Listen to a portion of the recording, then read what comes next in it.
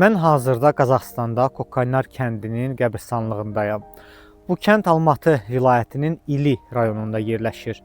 1937-ci ildə repressiyalara məruz qalan azərbaycanlılar məhz bu əraziyə sürgün ediliblər. Burada həyatını itirənlər arasında mənim ulu nənəm də olub. O 1937-ci ildə doğma yurdundan uzaqda burada vəfat edib və dəfn olunub. Bugün mən bu məzarın qarşısındayam. Bu yer təkcə bir dəfn yeri deyil. Bu keçmişlə bugün arasında qorunub saxlanılan bir yaddaşdır.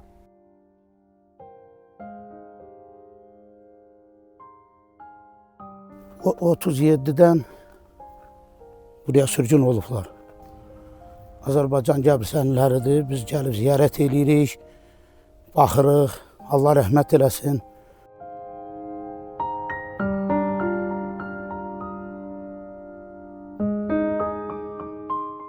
Bizim neslimiz 37. ilde noyabr ayında sürgün olduk, düştüler buraya.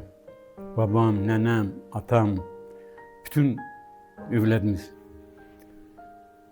Ben anadan oldum, dünyaya geldim 52. ilden.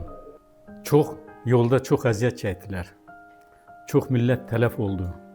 Her vokzalda poyuz ayrılırdı, vagonlar tavarın vagonuydu. Milleti soldatlar yığırıb aparırdılar. Vokzalda verirdiler isti su, çörək. Çok əziyyətlə geldi. 3 ay yol geldiler. Qazaxstana noyabr ayında düştüler. Yer boş idi. Kənd demək olmaz idi. Eləliklə millət tez özünə kimi zimlənqa tikdi, kimi ev tikdi, 1-2 kış belə yaşadılar. Sonra maldan əllərine nə gəldi? Millət biraz özünə gəldi. Anadan olmuşam Ermənistanda, Allahverdi deyilən şəhərdə. Qazaxstanda yaşayırıq, 50-51 ildir. Almatı şəhərinin qırağındayıq. Uşaqlarımız, nəvələrimiz, nəticələrimiz bizə əziyyət verən zat yox, çox gözəl yaşayırıq. Azərbaycanı da heç vaxt yadımızdan çıxartmırıq.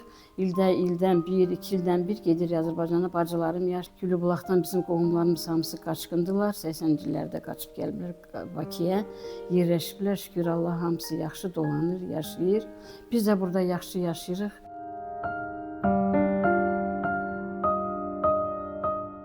Göz açdığım qədim torpaq, dayağımsan sən dünyada.